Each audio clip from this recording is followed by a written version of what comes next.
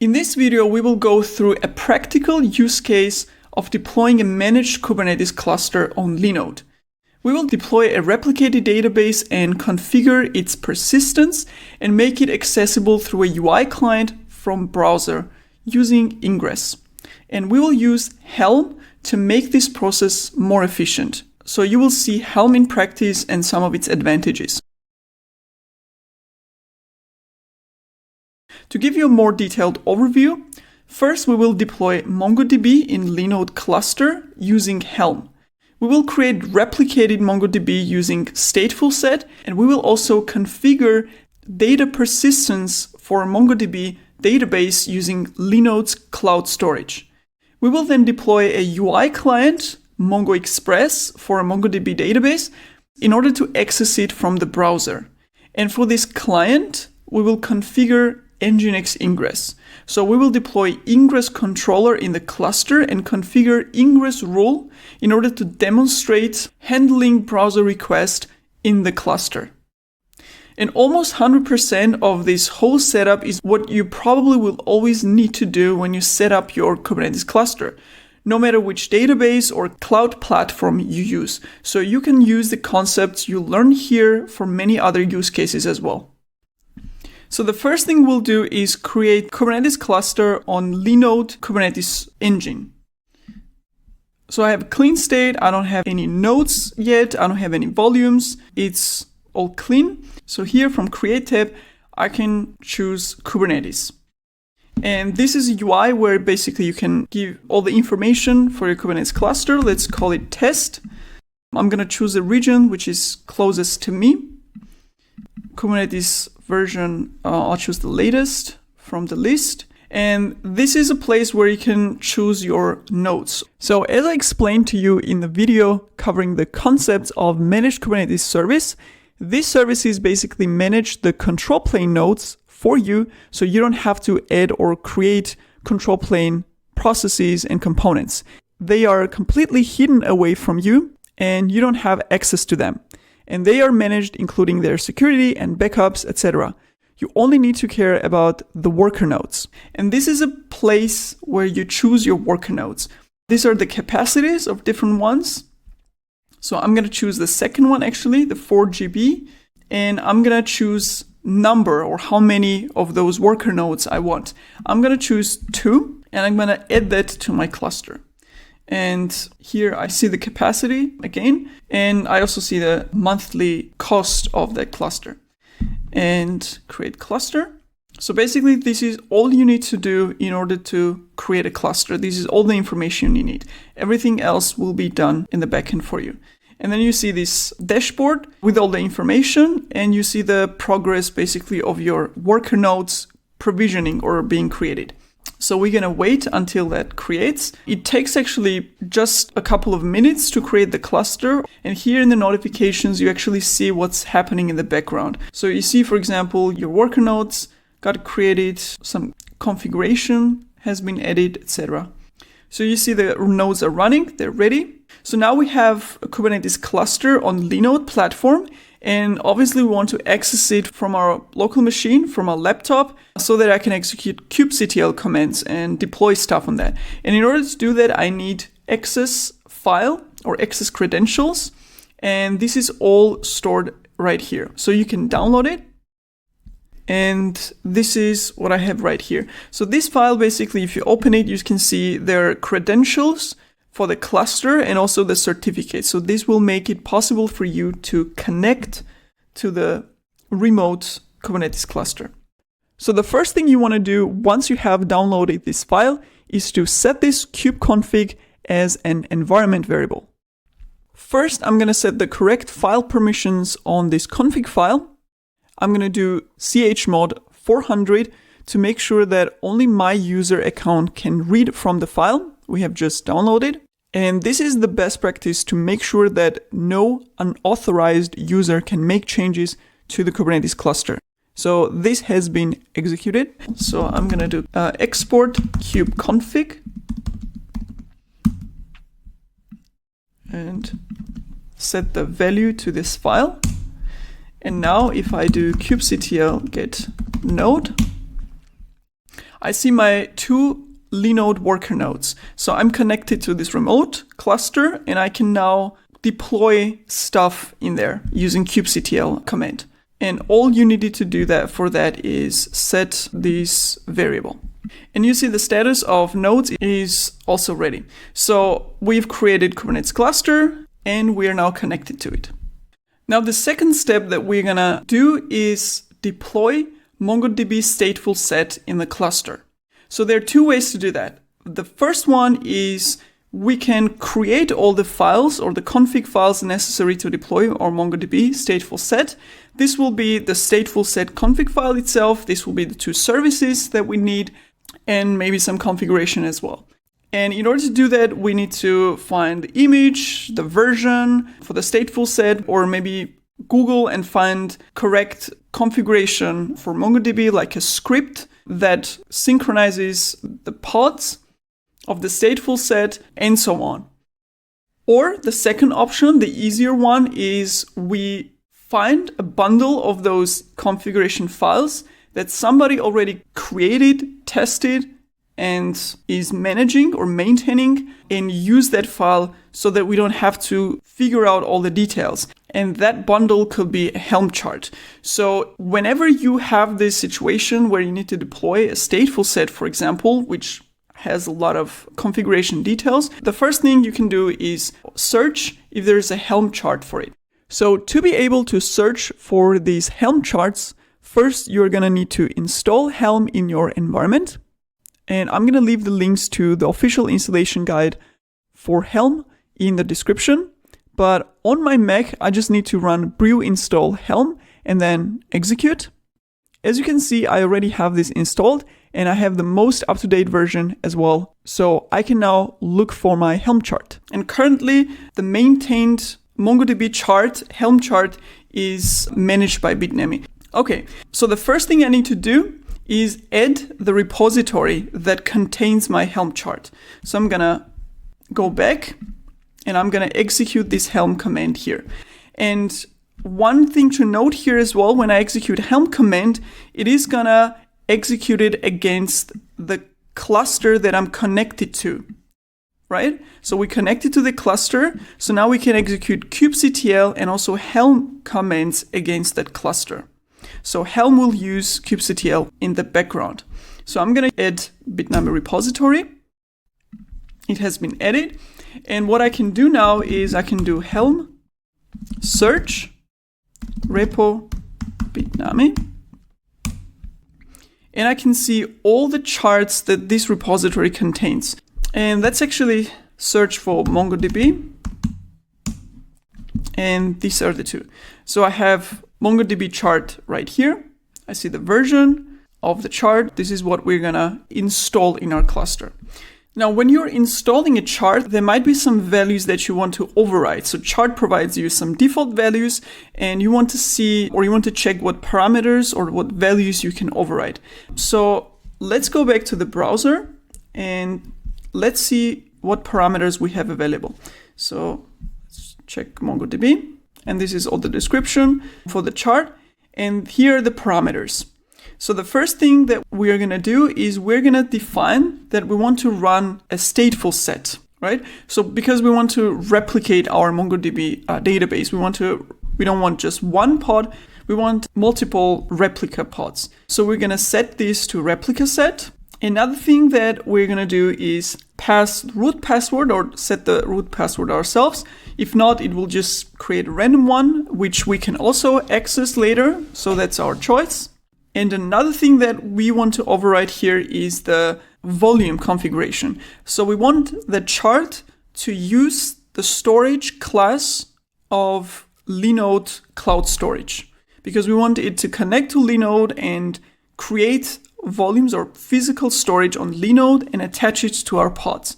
This may sound a little bit complicated as a concept, but you as a user, you don't have to do much for it. It's just one line and everything else is done in the background. So how do we actually pass those parameters to our chart? So how can we override some values that are defined in the chart already?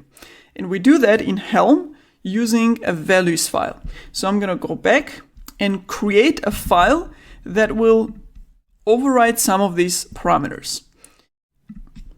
So I have the file created already. This is a YAML file, and these are the parameters. So this is just a YAML file with key value pairs defined to override those parameters. So I have architecture, which is replica set. Replica count is going to be 3. So when you set it to replicate, then you can use all of these parameters for stateful set. So I set replica count to 3. And in persistence, I use storage class Linode block storage, right? So let's go back and see persistence parameters. So persistence dot storage class, and this is how I define it here. And the value of it is Linode block storage. So this is everything you need to do in order to configure persistent volume for your MongoDB. This is easy as that. So what this will do is in the background, it will connect to Linode and it will create physical storage using Linode Cloud Storage and attach it to your pods. And we're also overriding the root password. So we have everything ready. We have the chart and we have the values that we use to override some of the parameters of the chart. So now all we need to do is execute the command in order to install the chart using those override values. And that command is helm install. And then I define an arbitrary name that I want to give MongoDB in my cluster. So let's call it MongoDB. And this is where we pass these parameters file that we created. So this is going to be values flag. And I have that file. So let's see. MongoDB. That's the file. And finally, we are going to provide the name of the chart. So this is the name, repository / chart name, and this is the complete command. So install, this is the name that we give our MongoDB stateful set, the values file as a parameter, and the chart name. So when I execute this, it will install the MongoDB chart in my cluster. And you see I get some additional output of the status. So it basically started to deploy them. I have 3 replicas as I provided here. And each one of them gets their own service.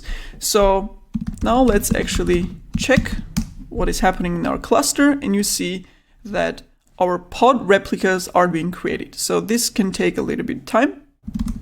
So we clear this up. Okay, so it must be started already. And as you see, I have 3 pods of MongoDB running, plus there is another pod that manages the replication between those.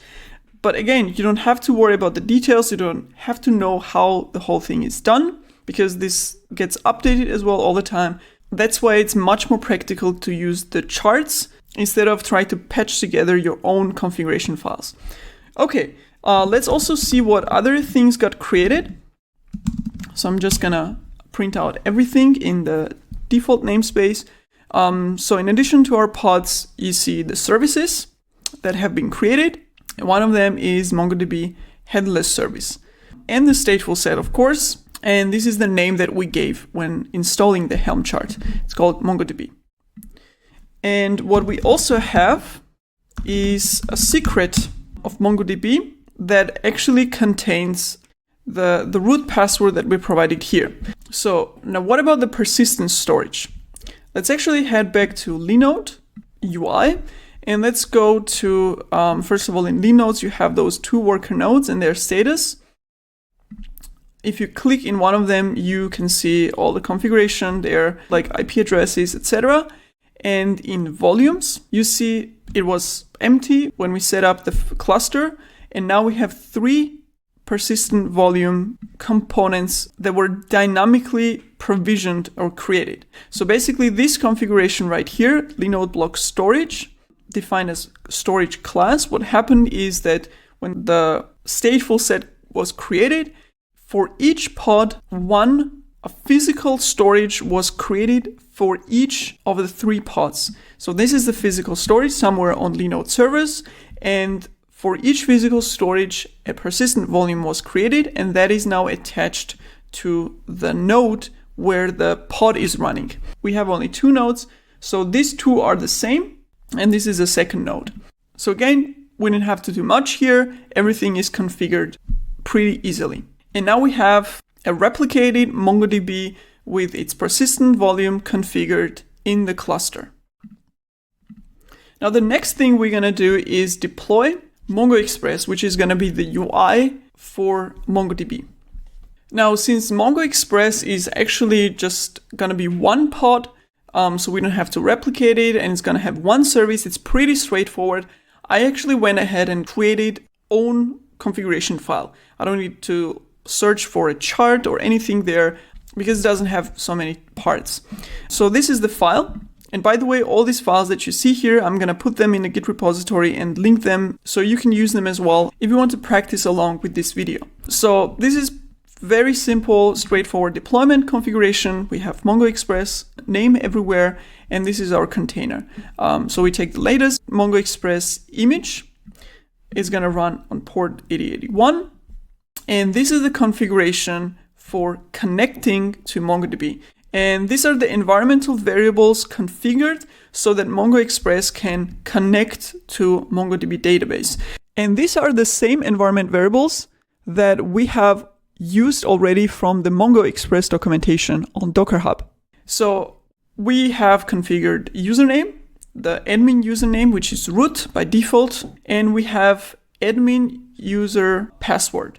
This is what we configured here. And because those YAML files are usually checked into the repository, it's not a good practice to write passwords directly. So we are taking that root password value from the secret. This is a secret that we saw before. So this secret actually contains, we can check that, MongoDB. Like this, you can check the values inside. So we have 2 key pair values. We have the replica set key, we don't need that, and this is the root password key. So MongoDB root password, that's how I'm accessing it. And the third one, this is also an important one, is the value of MongoDB server. So this is the endpoint where Mongo Express will connect to MongoDB pod. And this is the pod endpoint. This is the pod name, and this is the headless service name. So this is how the endpoint looks like.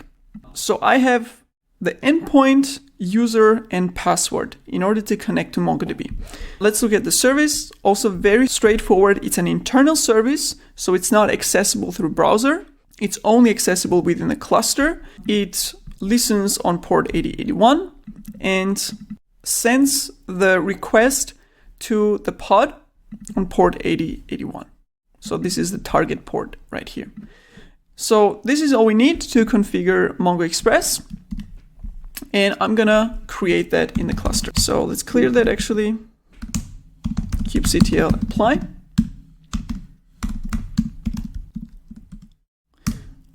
Like this. So now we have the Mongo Express.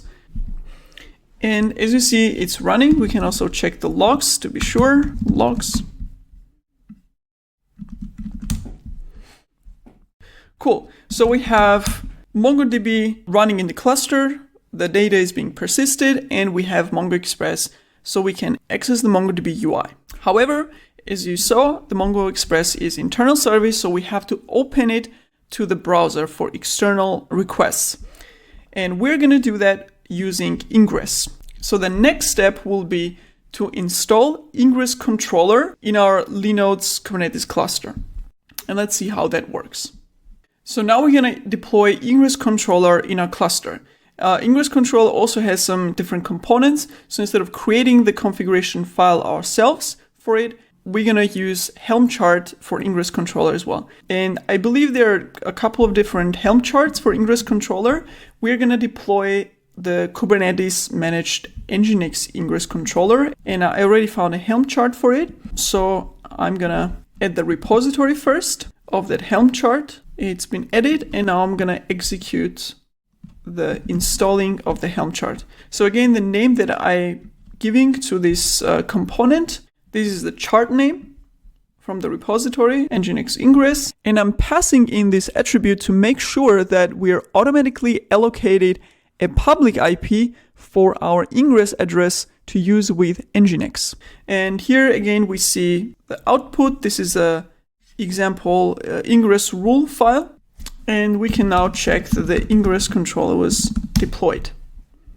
And as you can see, our Nginx ingress pod is running here. So this means that now we can actually create ingress rules in our cluster. So now we can define the domain name or host name that will then route to some Kubernetes service. Now, as I also explained in the theoretical part of this video series, ingress controller uses some cloud native load balancer in the background. So if I go back to Linode's UI, and if I go to node balancers, this is Linode's own node balancer or worker node balancer that was dynamically created and provisioned as we created the ingress controller.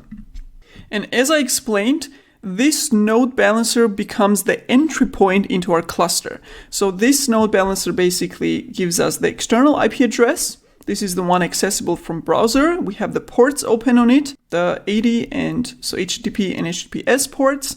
And the node balancer will then forward the request coming into the cluster, then to the ingress controller and to our internal services based on the ingress rules that we create. So let's go ahead and create the ingress rule for our Mongo Express service so that we can access it from the browser.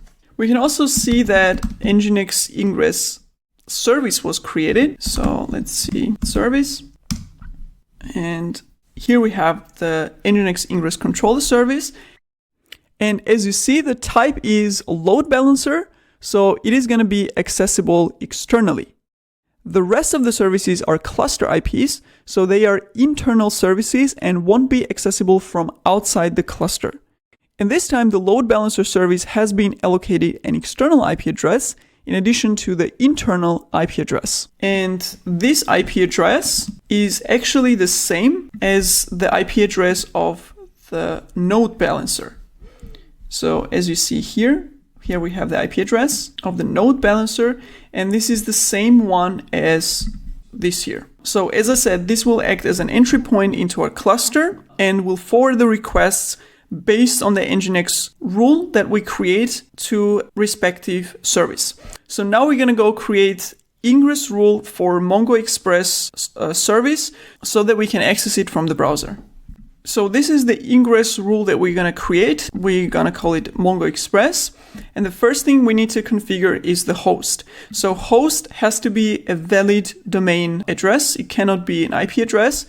So this is the first value that we're going to get. So the host is basically a domain address that is connected to your cluster. So I'm going to go back to Linode and load balancer. I have the host name of the load balancer as well. So I'm going to use that one.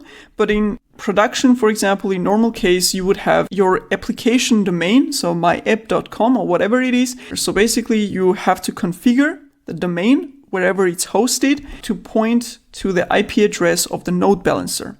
So that whenever someone types the domain address in the browser, the domain name server will resolve that domain name to the IP address of your cluster entry point server, right? So I'm just going to go with the host name that I have for the node balancer because it's already pointing to the IP address. And I'm going to go back and paste that in. So I have my host. And here we basically define a HTTP forwarding of request that's coming from this domain to our internal service. So request came into the cluster from this domain on that path, on the root path basically, and we are forwarding it to service name called Mongo Express service. This is the service name which we created here, the internal service on the service port 8081. This is where the service Mongo Express is listening to. And this will be it for the ingress file. So let's actually apply that in the cluster. kubectl apply. And our ingress is created as well. Let's actually check that. That's our ingress rule. So now, if I copy that, this is the domain that we defined in our ingress rule. So when I access this domain, I get Mongo Express UI. So now again, for clarification, I typed in the host name that I configured in my ingress rules in the browser. This host name was resolved to the IP address of Node Balancer, which is the external IP address of my cluster or entry point of my cluster. So now the ingress controller looked at the request and looked at the ingress rules that it has inside the cluster and actually resolved that request must be forwarded to our internal service called Mongo Express Service at the port 8081. And that's how the whole request flow happened in the cluster. And that's why we see Mongo Express UI under that host name. So now I can create a new database. You can see it here and update some stuff as well. So everything works. I have my database here, and these changes will also be persisted because we have data persistence configured as well using the volumes. So this means that if I now delete the pods and restart them, the data will still be there. So let's actually do that now. I'm going to scale down the stateful set called MongoDB to 0 replicas. Let's check that. Get pod. It's terminating. So all the pods are gone. So now I'm going to scale it back to 3. So this means the pods and the containers inside will be created again. So if I go back to Linode, you see that the volumes were unattached. And now as the pods are creating again, they're reattaching the volumes that belong to them, which is a good thing because on the new start, on the restart, they basically get the same data that they had before they were stopped or they were removed. So all of the data is reattached to those pods. And now if I'm done with the chart, for example, or for example, if I want to reinstall my charts or update or whatever, I can also uninstall it pretty easily using Helm. So with Helm ls, I see on my charts here, I have MongoDB and Nginx Ingress. So I can do Helm uninstall MongoDB. And the great thing about it is that if you manually created all those components like secret, services, pods, stateful set, etc., you would have to go and clean up all those stuff manually, or you would have to know what was created and remember so that you can remove them as well. With Helm, basically uninstall does the revert of install. So this is another advantage of using Helm charts actually. So now after uninstall, you see all the volumes got unattached again. So I don't have MongoDB stateful set running at all in my cluster. All the components were deleted, but I still have the volumes, or I still have the data in case I restart them or reinstall the stateful set. And this is a security feature because you may not want to lose the data when you delete the application. And if you don't need those, you can actually just go and delete them. And also, if you're done with cluster, you don't have to go and delete all those components like volumes and workers, etc. You go to your Kubernetes, delete the whole cluster pretty easily. Or maybe if you've corrupted cluster, I don't know, you tested around some stuff and kind of got messed up, you can basically delete it and start from scratch.